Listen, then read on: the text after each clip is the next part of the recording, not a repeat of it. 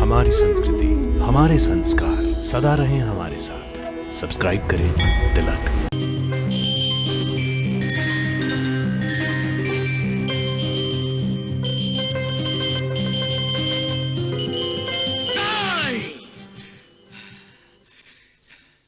ये नहीं हो सकता।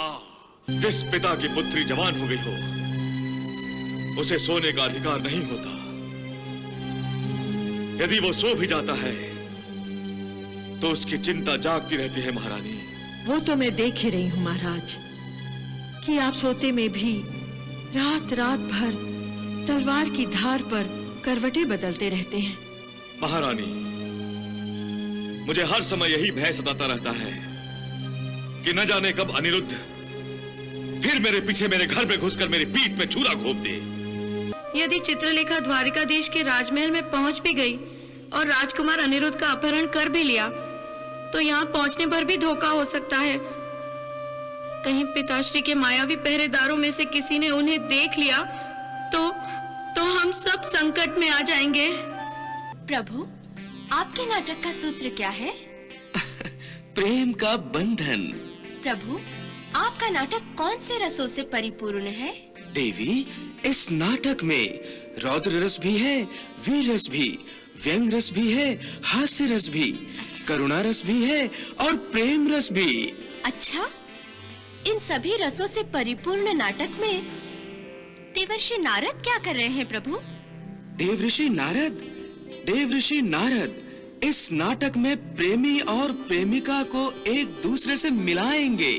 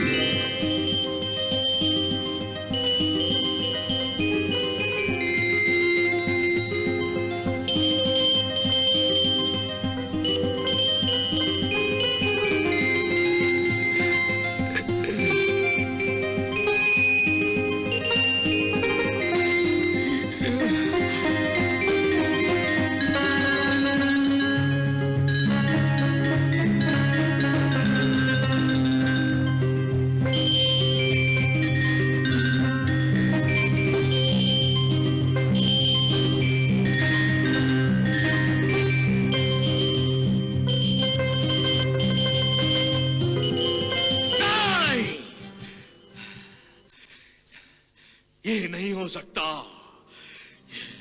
ये कदापि नहीं हो सकता। परंतु हुआ क्या है स्वामी? अनिरुद्ध अरुषा का विवाह।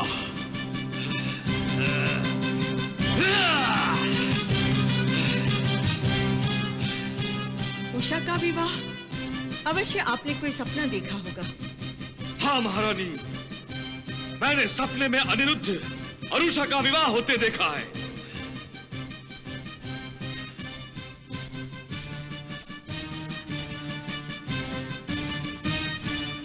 महाराज, तो इसमें चिंतित होने की क्या बात है?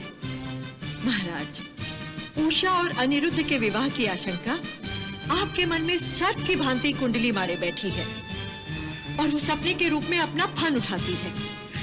इसीलिए सपने की चिंता छोड़िए और चलिए सो जाइए। नहीं महारानी, सपने अतीत की परछाइयां हैं और भविष्य का संकेत होती है।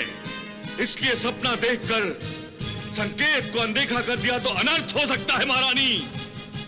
महारानी, इसलिए मुझे सावधान रहने की आवश्यकता है। सावधान तो आप पहले ही से हैं स्वामी। इसीलिए आपने अपने प्रमुख एवं मायावी गुप्तचरों वीरसेन और चित्रसेन को अनिरुद्ध के पीछे लगा दिया है। अब अनिरुद्ध आपके विरुद्ध कुछ भी करेगा तो आपके गुप्तचर आपको बताएंगे ही। इसलिए आप निश्चिंत होकर सो जाइए महाराज। चलिए। नहीं महारानी, जिस पिता की पुत्री जवान हो गई हो, उसे सोने का अधिकार नहीं होता। यदि वो सो भी जाता है तो उसकी चिंता जागती रहती है महारानी। वो तो मैं देख ही रही हूँ महाराज कि आप सोते में भी रात रात भर तलवार की धार पर करवटें बदलते रहते हैं। महारानी, मुझे हर समय यही भय सताता रहता है कि न जाने कब अनिरुद्ध फिर मेरे पीछे मेरे घर में घुसकर मेरी पीठ में छुरा घोंप दे। महारानी, मुझे अपने प्राणों की चिंता नहीं, बल्कि अपनी मान मर्यादा और प्रतिष्ठा की चिंता लगी रहती है। अर्थात आपको मेरी लाडली पर विश्वास नहीं है महाराज? नहीं महारानी, जिसने एक बार विश्वास को तोड़ा है, उस विश्वासघाती पर फिर कभी विश्वास नहीं किया जाता। ये आपका संदेह है महाराज, जिसका कोई उपचार नहीं है। केवल सत्य का प्रकाश ही आपके इस संदेह के अंधकार को दूर कर सकता है। अर्थात ये कि आप स्वयं चलकर अपनी पुत्री के कक्ष में देखिए कि वो आंखें बंद करके सो रही है अथवा किसी के साथ आंखें लड़ा रही है। इससे आपको ये भी विश्वास हो जाएगा कि मेरी पुत्री के रगों में रक्त बनकर दौड़ने वाला मेरा दूध निर्लज नहीं है। महारानी, इस समय आपका क्रोध भी उचित है और आपका सुझाव भी। अपनी पुत्री पर माता पिता का नजर रखना अच्छा ही है महारानी। चलिए महारानी। पता नहीं चित्रलेखा द्वारिका सुरक्षित पहुंच सकेगी भी या नहीं, और पहुंची भी तो राजमहल में कैसे पहुंचेगी? माया का प्रयोग करके वो अदृश्य तो हो सकती है, परंतु भगवान कृष्ण तो स्वयं मायापति हैं। क्या चित्रलेखा उनके दिव्य दृष्टि से छुप सकेगी? यदि चित्रलेखा द्वारिकाधीश के राजमहल में पहुंच भी गई और राजकुमार अनिरुद्ध का अपहरण कर भी लिया, तो यहाँ पहुंचने पर भी धोखा हो सकता है। कहीं पिताश्री के मायावी पहरेदारों में से किसी ने उन्हें देख लिया तो हम सब संकट में आ जाएंगे।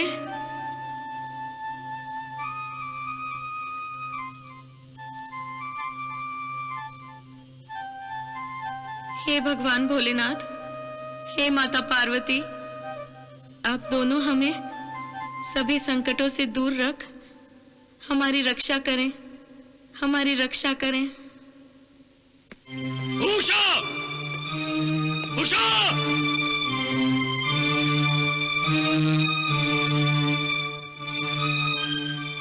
मैं अपनी पुत्री पर बिना कारण शंका कर रहा हूं।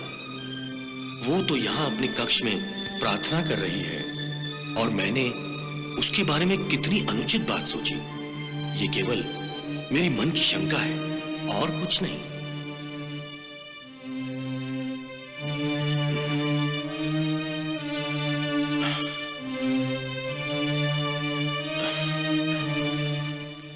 प्रणाम प्रभु। प्रभु, आज आप बहुत प्रसन्न दिखाई दे रहे हैं। मैं कब प्रसन्न नहीं रहता? मैंने तो ऐसे ही पूछा था कि देवर्षि नारद से भेंट हो जाने के बाद आप इतने प्रसन्न क्यों हो जाते हैं। परंतु अब मैं ये अवश्य जानना चाहूंगी कि आपकी प्रसन्नता का कारण क्या है। अब मैं आपकी इस मधुर मुस्कान से भ्रमित होने वाली नहीं हूँ। बताइए न प्रभु। देवी, बहुत ही सीधी और सरल बात है। सीधी और सरल? हाँ देवी, क्यों आपको विश्वास नहीं होता कि मैं सीधी और सरल बात भी कर सकता हूँ? नहीं प्रभु, आपकी सीधी और सरल बातों में भी गहन अर्थ छुपा रहता है, और इसीलिए मैं आपकी बहुत ही सीधी और सरल बात जानने के लिए हमेशा उत्सुक रहती हूँ।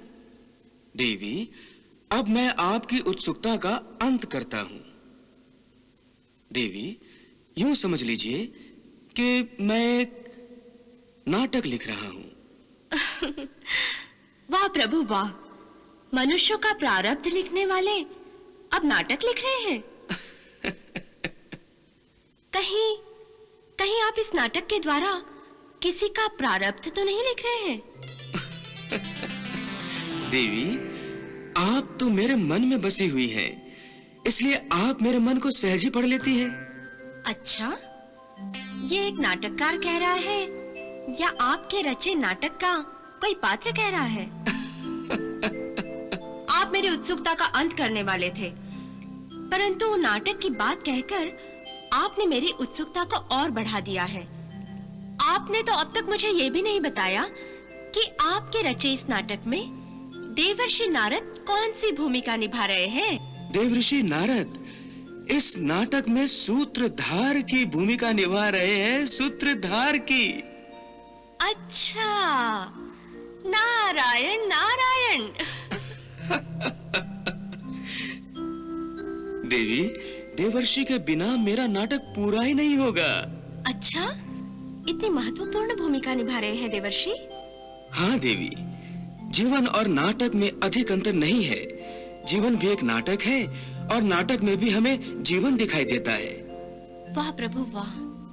देवी, जीवन में अपेक्षित और अचानक कई नाटकीय घटनाएं घटती रहती हैं और नाटक भी जीवन का दर्पण होता है। देवी, जीवन की तरह नाटक भी सुख दुख के रंगों से सजा होता है। जीवन का एक ना एक दिन अंत होता ही है, उसी प्रकार नाटक का भी अंत निश्चित है। देवी, नाटक की तरह जीवन भी रौद्र रस, वीर रस, हास्य रस, व्यंग रस, करुणा रस और प्रेम रस से रस पूर्ण होता है। देवी, मनुष्य के जीवन का भी एक सूत्रधार होता है, उसी प्रकार नाटक का भी एक सूत्रधार होता है। प्रभु, आपके नाटक का सूत्र क्या है? प्रेम का बंधन।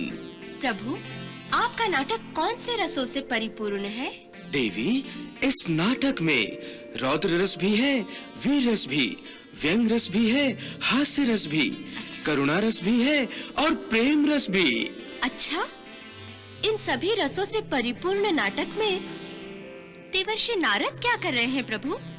देवर्षि नारद इस नाटक में प्रेमी और प्रेमिका को एक दूसरे से मिलाएंगे। वाह प्रभु वाह। प्रेमी और प्रेमिका को मिलाने के लिए देवर्षि नारद जैसे बाल ब्रह्मचारी का चयन किया है आपने।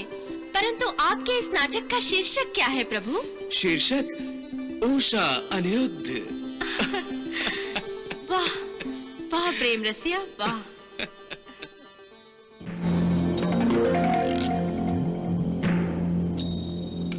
द्वारिका में प्रवेश करना सहज नहीं है, तो राजकुमार अनिरुद्ध का अपहरण करना कैसे सहज होगा? मैंने राजकुमारी उषा से तो हाँ कह दी है, इसलिए अब मुझे माया का हर संभव प्रयोग करके राजकुमार अनिरुद्ध का अपहरण करना होगा।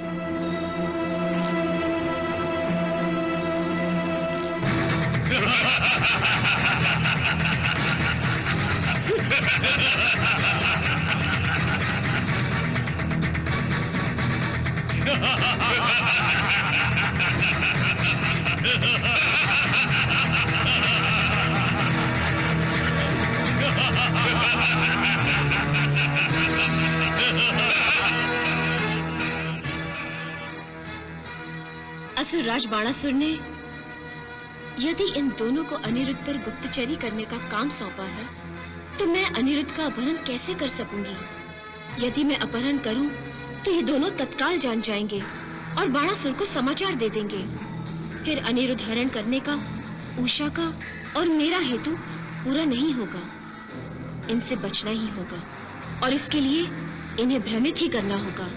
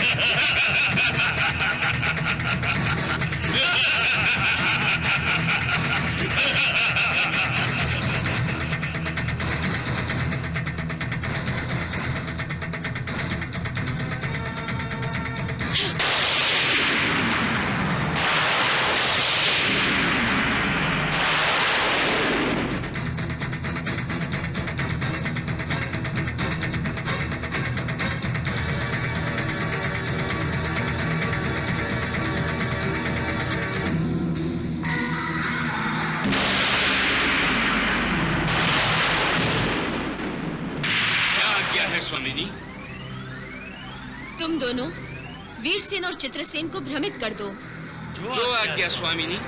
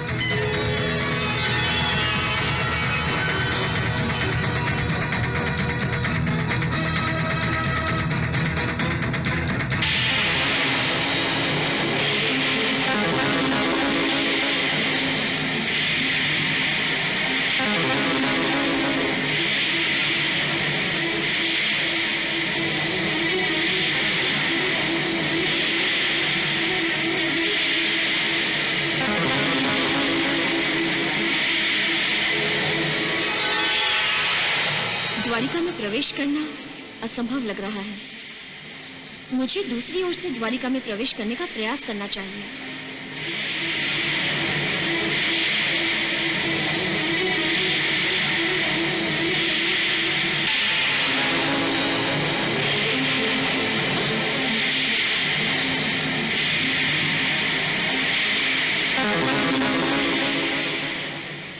ये तो भगवान श्री कृष्ण का मुख्य अस्त्र सुदर्शन है।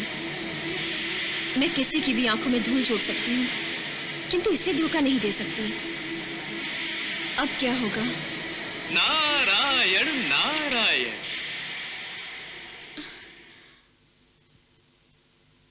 प्रणाम देवर्षि।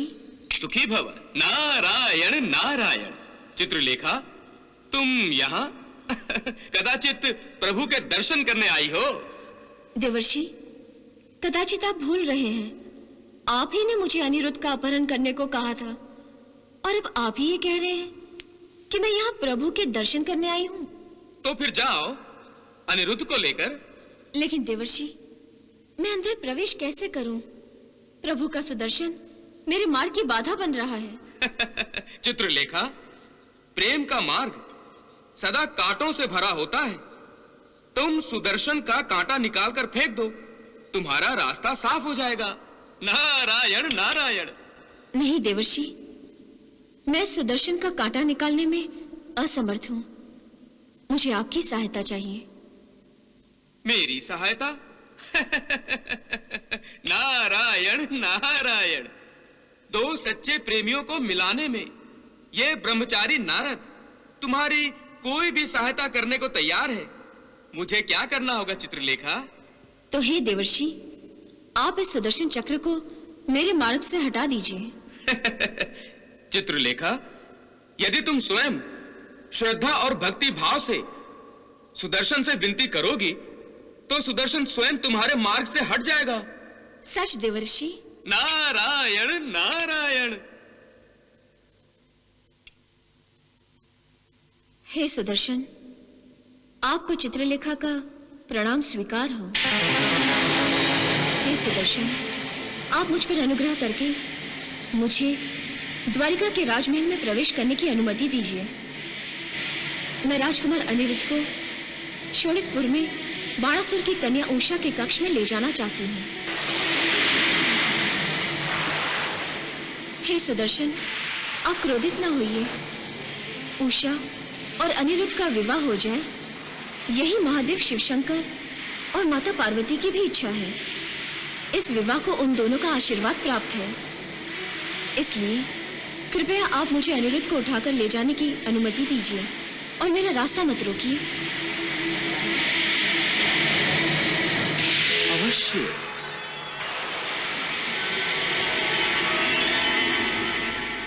नारायण नारायण। चित्रलेखा, तुम्हारी प्रार्थना को सुदर्शन चक्र ने स्वीकार कर लिया है। अब तुम जाओ और शीघ्र ही अनिरुद्ध को लेकर शोणितपुर चली जाओ। जो आज्ञा देवर्षि।